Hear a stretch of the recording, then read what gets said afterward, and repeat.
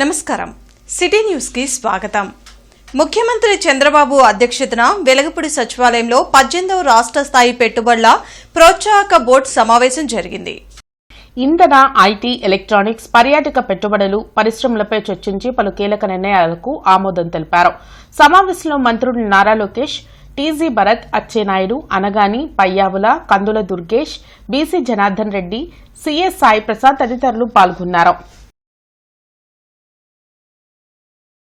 Internet చరిత్రలో సంచలనం city broadband. ఇప్పుడు ఇంటింటికి ఇంటర్నెట్, సిటీ నుంచి గ్రామం వరకు అదే స్పీడ్. మీరు ఈ రోజే సిటీ బ్రాడ్బ్యాండ్ కుటుంబంలో చేరండి. సేంద్రియ విధానంలో పంట సాగు చేసేలా రైతులకు అవగాహన కల్పించనున్నట్లు కేంద్ర సహాయ మంత్రి పెమ్మసాని చంద్రశేఖర్ తెలిపారు.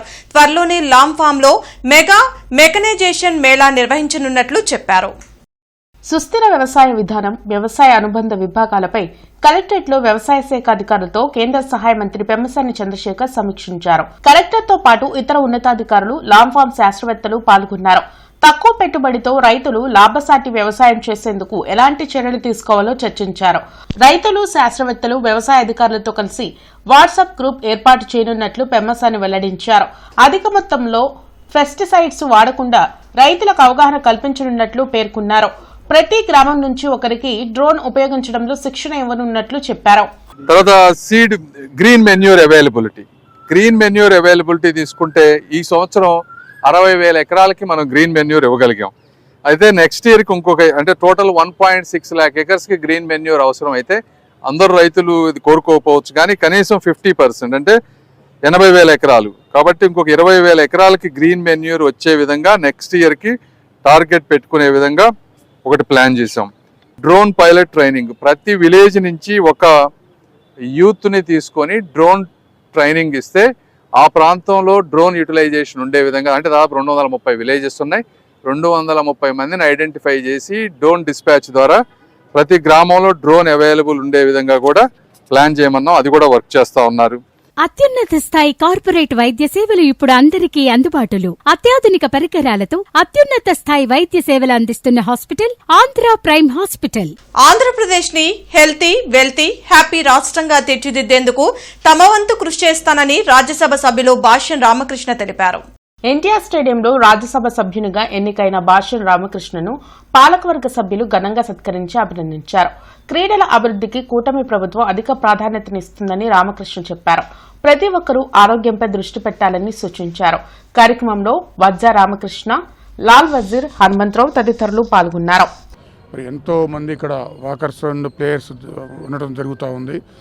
ఈ ఎన్టీఆర్ స్టేడియం అభివృద్ధికి నా వంతు కర్తవ్యంగా మంచి కృషి చేస్తానని ఇక్కడ ఉన్న అందరూ మా ముఖ్యమంత్రి గారు చెప్పే క్యాప్షన్ ప్రకారం ఆంధ్రప్రదేశ్ని హెల్తీ, వెల్తీ, హ్యాపీ ఆంధ్రప్రదేశ్గా తయారు చేయడంలో భాగంగా ఈ ఎన్టీఆర్ స్టేడియం సభ్యులందరూ కూడా, సభ్యులు మరియు వాకర్స్ అందరూ కూడా ఈ క్యాప్షన్ని విజయవంతం చేయడానికి కృషి చేస్తారని కూడా భావిస్తూ 25 సంవత్సరాలుగా గౌతమి గ్రూప్ ఆఫ్ ఇన్స్టిట్యూషన్స్ వారిచే నడపబడుతున్న సంస్థ. స్థాపించిన మొదటి సంవత్సరం నుండి 95% ఫలితాలు సాధిస్తున్న విద్యా సంస్థ Shri Gautami degree and PG college. సొంత పార్టీ కార్యకర్తకు కూడా న్యాయం చేయలేని పరిస్థితిలో డిప్యూటీ సీఎం పవన్ కళ్యాణ్ ఉండడం దురదృష్టకరమని మాజీ మంత్రి అంబటి రాంబాబు వ్యాఖ్యానించారు. గుంటూరులో ఆయన మీడియాతో మాట్లాడారు. సాయికృష్ణ కేసును సీబీఐతో విచారణ చేయించాలని డిమాండ్ చేశారు. దేశ చరిత్రలో ఇలాంటి ఘటన జరగలేదని, పోలీసులే అతన్ని చంపి కాల్చి బూడిద చేయడం దుర్మార్గమని మండిపడ్డారు. మనుషులను చంపే అధికారం పోలీసులకు ఎవరిచ్చారని నిలదీశారు. కేవలం నాగరాజు సిఐ పాత్ర మాత్రమే కాదు, పోలీస్ డిపార్ట్మెంట్ లో అనేక మంది పాత్ర ఉంది. ఇవాళ నాగరాజును బలి చేయాలని చూస్తున్నారు. ఒక నాగరాజును తోసేసి మిగతా అంతా safe అయిపోవాలనుకుంటున్నారు.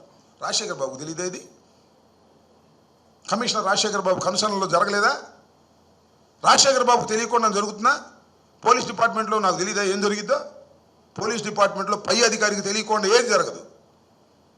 CI, DSP, SP, DGP, IG వీళ్ళందరికీ తెలిసే జరిగింది. ఏ జరిగినా కూడా ఒక నేరం జరిగితే ఎప్పుడు చర్చించుకుంటారు హాట్ లైన్లో. కేవలం నాగరాజు అనేటువంటి సిఐని మాత్రమే బలి చేసి ఇంత పెద్ద కేసులో తూతు మంత్రం చేయాలనేటువంటి ప్రయత్నమే హరీష్ కుమార్ గుప్తా, అదేవిధంగా రాజశేఖర్ బాబు చేస్తున్నారు. ఈ నెల 20న ఆంధ్రప్రదేశ్ రైతు సంఘం గుంటూరు జిల్లా 17వ మహాసభ నిర్వహిస్తున్నట్లు రైతు సంఘం జిల్లా కార్యదర్శి కంచుమాటి అజయ్ కుమార్ వెల్లడించారు. బ్రాడీపేట పిఎల్ రావు భవన్లో మహాసభల పోస్టర్ను సంఘ నాయకులు ఆవిష్కరించారు. రెవెన్యూ కళ్యాణ మండపంలో ఉదయం 10 గంటల నుండి సభ ప్రారంభమవుతుందని తెలిపారు. సభలో రైతు సమస్యలపై చర్చించి భవిష్యత్ కార్యాచరణను రూపొందిస్తామని చెప్పారు. ఆచరణ సాధ్యం కానీ అన్ని కూడా ఇవాళ వ్యవసాయ రంగం మీద దెబ్బతీసే విధంగా కేంద్ర ప్రభుత్వం చట్టాలు తీసుకొచ్చింది. దీని రాష్ట్ర ప్రభుత్వాలన్నీ కూడా దీనికి తల వంచి వాళ్ళ అడుగులకు మడుగులు వచ్చే ప్రమాదం ఇప్పుడు జరుగుతుంది. కాబట్టి ఇవన్నీ అంశాల మీద ఇక్కడ జరగబోయే దానికి భవిష్యత్తు కార్యాచరణ గుంటూరు రాష్ట్ర కేంద్ర సెంటర్ పాయింట్గా ఉంటుంది కాబట్టి జయపురం చేస్తారని మరొకసారి విజ్ఞప్తి చేస్తున్నాం. ఈ విబిజి రామ్జీ చట్టంలో అనేకమైన దుర్మార్గమైన నిబంధనలు ఉన్నాయి. రాబోయే కాలంలో పేదలకి పన్నులు లేకుండా చేసేదానికోసం ఈ కొత్త చట్టం తీసుకొచ్చారు. అందుకని ఈ చట్టం సంబంధించినటువంటి నిబంధనలు పేద రైతులకి, కౌలు రైతులకి, వ్యవసాయ కార్మికులకి ఏ రకంగా నష్టం జరుగుతుందో దానికి సంబంధించి పోరాటాలు కూడా ఈ మహాసభల్లో రూపొందిస్తా ఉన్నారు. జనసేన పార్టీ జిల్లా అధ్యక్షులు గాదె వెంకటేశ్వరరావు, రాష్ట్ర ప్రధాన కార్యదర్శి బోనబోయిన శ్రీనివాస్ యాదవ్ సమక్షంలో బీసీ నేతలు దొంతా బ్రహ్మం, దేవళ్ల దుర్గారావు పార్టీ కండువా కప్పుకున్నారు. జనసేన పార్టీ సిద్ధాంతాలు నచ్చి వైసీపీ నుంచి దొంతా బ్రహ్మం, దుర్గారావు, రఘు జాయిన్ అయ్యారని అన్నారు. మార్పు కోసం జనసేన పార్టీ ఆవిర్భవించింది.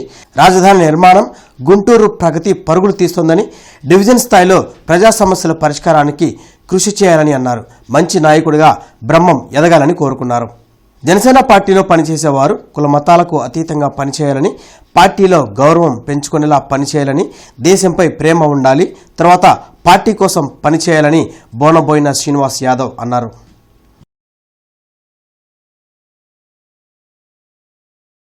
ఇక్కడ మనకి డ్రైనేజ్ సిస్టమ్ కానీ, వాటర్ సిస్టమ్ కానీ, ఎలక్ట్రిసిటీ సిస్టమ్ కానీ ఇవన్నీ కూడా ఏర్పాటు చేసుకోవాలి. ఇవన్నీ చేయాలంటే మనకు ఒక మంచి నాయకుడు ఉండాలి.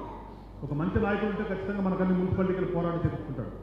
అలాంటి భావాలు ఇవన్నీ ఉన్నటువంటి వ్యక్తి బ్రహ్మం గారు కనుక ఖచ్చితంగా ఈ ప్రాంతంలో ఒక మంచి నాయకుడిగా ఎదగాలని చెప్పేసి మనస్ఫూర్తిగా దీవిస్తూ మీరందరూ కూడా అతనికి సపోర్ట్ చేయాలని, తద్వారా మంచిగా మన ప్రాంతాన్ని అభివృద్ధి చేసుకునే దాంట్లో మీరందరూ కూడా భాగస్వామ్యం కావాలని చెప్పేసి మిమ్మల్ని కూడా కోరుకుంటూ మరొకసారి వీళ్ళ మిత్ర బృందాన్ని అందరూ కూడా మనస్ఫూర్తిగా పార్టీలకు ఆహ్వానం చేస్తూ రేపటి నుంచి మీరందరూ కూడా ఇక్కడ ఉన్నటువంటి లోకల్ నాయకులతో కలిసి మీరందరూ కూడా పార్టీ అభివృద్ధిలో పాల్పంచుకోవాలని చెప్పేసి మనస్ఫూర్తిగా మీరందరూ కూడా కోరుకుంటూ సెలవుస్తున్నాను. కాబట్టి ప్రతి ఒక్కరూ కూడా జనసేన పార్టీలో ఉన్నటువంటి ప్రతి కార్యకర్త, జన సైనికులు, వీర మహిళలు అందరూ కూడా దేశం కోసం పనిచేస్తే ఎట్లా పనిచేస్తారో సైనికులు జనసేన పార్టీ కూడా జన సైనికుల్లాగా అట్లనే పనిచేయాలని చెప్పి కూడా పేద ప్రజల కోసం పనిచేయాలి. ఎక్కడైతే సమస్య ఉంటే ఆ సమస్యను పరిష్కారం చేసే దిశగా పనిచేయాలని చెప్పి కూడా ఆ దిశగా తమ్ముడు బ్రహ్మాన్ని కూడా ఆ దిశగా ప్రయాణం చేయాలని చెప్పి కోరుకుంటూ మరొకసారి బ్రహ్మానికి సంబంధించినటువంటి మిత్ర బృందానికి, వీర మహిళలకి, జన సైనికులకి ఇచ్చేసిన అందరికీ కూడా ప్రత్యేకంగా స్వాగతం, అభినందనలు తెలియజేసుకుంటూ పవన్ కళ్యాణ్ గారి ఆశీస్సులు మీకు నిండుగా ఉండాలని ఉంటాయని చెప్పి కూడా తెలియజేసుకుంటూ సెలవు తీసుకుంటాం. అమెరికా అనేక మంది భారతీయులను అంతం చేస్తున్నా ప్రధాని నరేంద్ర మోదీ ఒక్క మాట కూడా మాట్లాడటం లేదని సిపిఐ రాష్ట్ర కార్యదర్శి వర్గ సభ్యులు జంగాల అజయ్ కుమార్ ఆవేదన వ్యక్తం చేశారు. కొత్తపేటలోని మల్లెలింగం భవన్లో ఏర్పాటు చేసిన మీడియా సమావేశంలో జంగాల అజయ్ కుమార్ మాట్లాడారు. కాక్రోచ్ జనతా పార్టీని చూసి కేంద్రానికి భయం పట్టుకుందన్నారు. రాష్ట్రంలో జరుగుతున్న ఓటర్ జాబితా సర్వేపై అనేక అనుమానాలు కలుగుతున్నాయన్నారు. నిష్పక్షపాతంగా సర్వే నిర్వహించాలని డిమాండ్ చేశారు. ఈ కార్యక్రమంలో నగర కార్యదర్శి ఆకిటే అరుణ్ కుమార్ పాల్గొన్నారు.